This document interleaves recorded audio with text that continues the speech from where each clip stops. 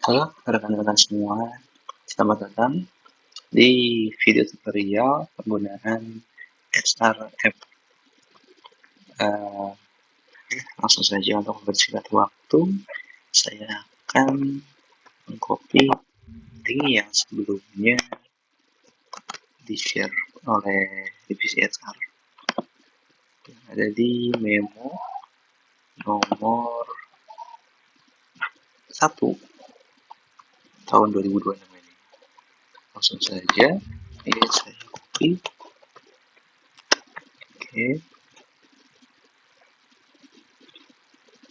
Oke, sudah tampil.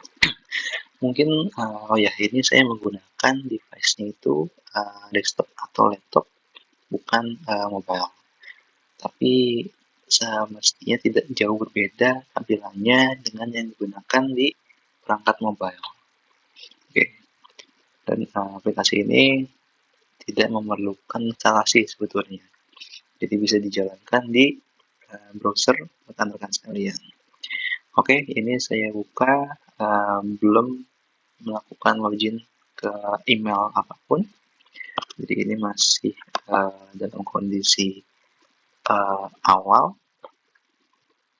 Yang perlu kita lakukan adalah sign in dengan akun Google, kemudian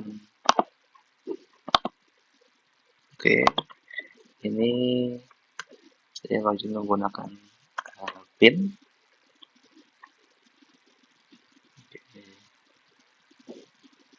Setelah sign in, ini adalah menu dasar atau tampilan utama setelah kita berhasil login.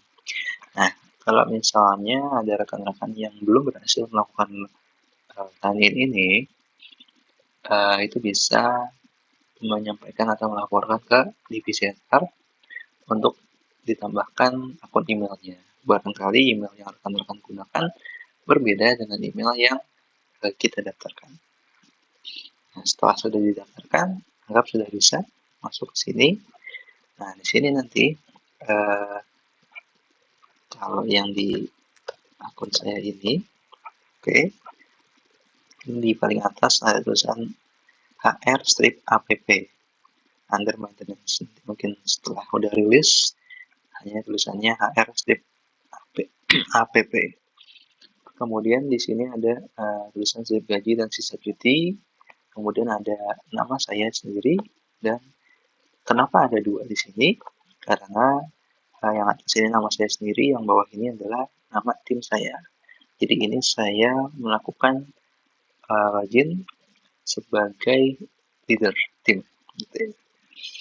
Nah, nanti kalau misalnya teman-teman yang login itu untuk teman-teman yang levelnya bukan sebagai head, bukan manajer atau leader, yang akan tampil adalah nama rekan-rekan sendiri.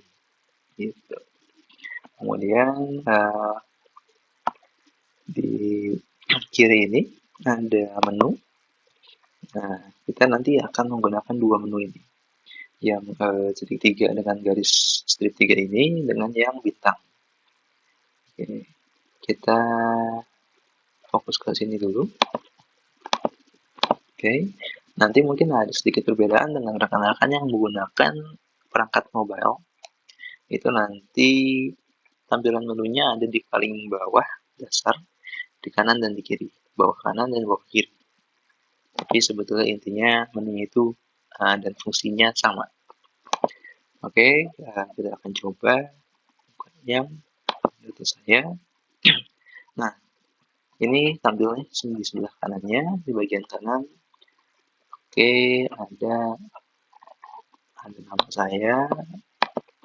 Ini juga sorry saya kelupaan. Yang di bawah ini ada nomor. Ini adalah nomor induk kepegawaian. Itu nomor pegawai.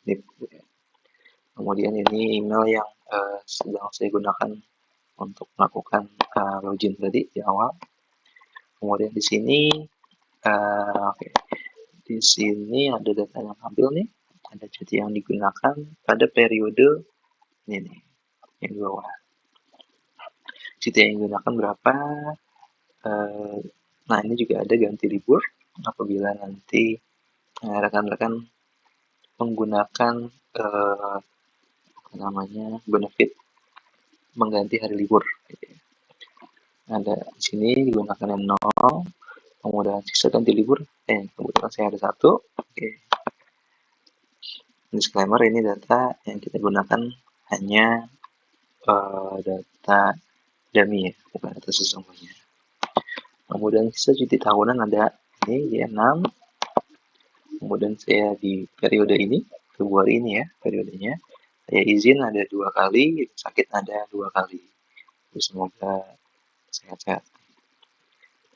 Kemudian di paling bawah, di bawahnya lagi, ini ada slip gaji, yang mana nanti setelah payroll itu nanti akan diupdate di sini slip gajinya sesuai dengan periode yang dipilih ini. Oke, di sini dan juga yang ini paling bawah terakhir adalah tanggal akhir kontrak. Ya, ini nanti fungsinya supaya para leader bisa melakukan cek atas kontrak dari timnya, cek dan juga memonitor untuk mempersiapkan penilaian, appraisal, dan lain sebagainya. Ini saya buka drop down-nya, ada pilihan bulan dari Januari sampai dengan Desember, tentunya 2026. Kemudian ada yang anual atau tahunan, ini akumulasi.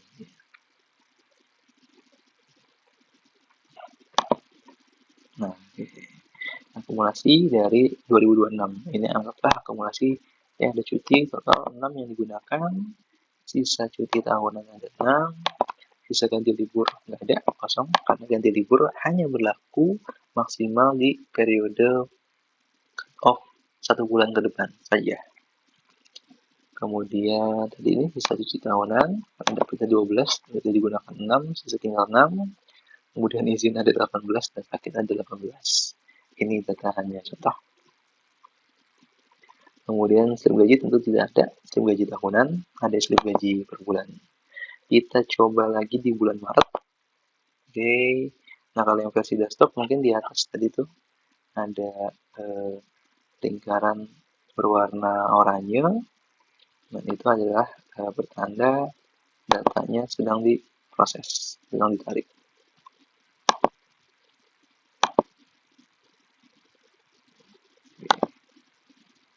Oke. Nah, kalau misalnya seperti tadi kita ubah misalnya ke bulan lainnya, Maret. Oke, ini kebetulan sudah berubah.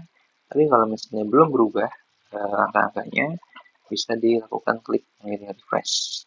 Atau kalau di mobile tergantung perangkat masing-masing sih. Ada yang ditarik dari atas ke bawah akan auto refresh gitu.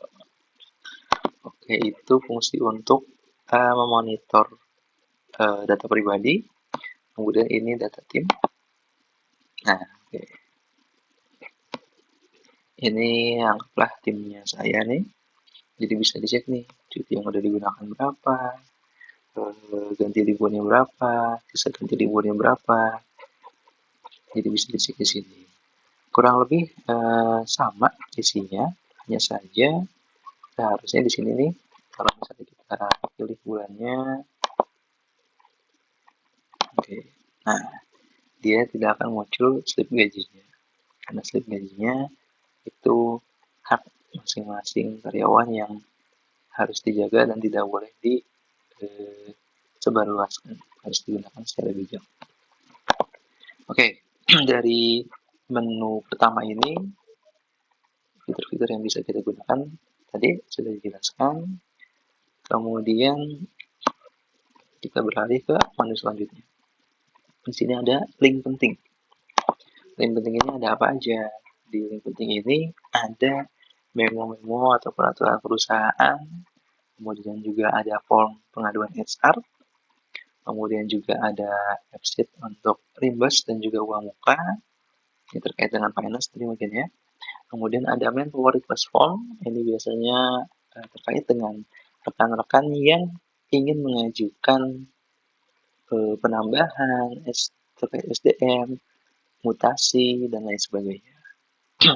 Kemudian ini ada juga appraisal form, ini untuk melakukan penilaian terhadap timnya. Dan terakhir ini ada video tutorial untuk SRF ini. Ini antara dua ya, antara nanti akan ada video di YouTube atau mungkin ada di Google Drive. Tapi nanti kemungkinan saya akan buat dua-duanya supaya apabila di Google Drive mungkin teman-teman kurang familiar, bisa akses juga di YouTube, yang mana nanti link ini akan mengarah ke sana. Ini akan kita coba salah satu linknya. Kalau di teman-teman yang pakai perangkat mobile juga kurang lebih tampilannya sama seperti ini. Kalau kita klik, misalnya kita klik yang ini, form pengaduan SA. Oke, dia akan terbuka. Nah, ini. Oke, kan nyambung ke sini.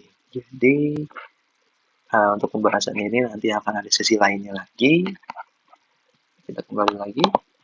Jadi intinya dari link penting ini berisi kumpulan dari link atau situs-situs yang relevan atau akan sering digunakan oleh karyawan anomali COVID. Nanti mungkin kalau misalnya ada rekan-rekan yang mungkin punya usul dan masukan lainnya, sangat dipersilahkan untuk disampaikan, karena aplikasi ini juga perlu untuk disempurnakan. Kurang lebih itu fitur-fitur yang ada di aplikasi ini. Apabila ada pertanyaan, bisa disampaikan ke tim HR. Dan cukup mungkin ya. Cukup. Oh ya, terakhir mungkin apabila teman-teman mau melakukan logout ya atau keluar, itu kalau yang pakai desktop atau laptop itu bisa ke yang lingkaran di pojok kanan atas ini, dan ada pilihan ini logout. Tinggal klik aja. Oke, dia kembali ke menu sebelum kita melakukan login. Mudah bukan? Oke. Demikian yang bisa saya sampaikan. Terima kasih kepada rekan-rekan semua.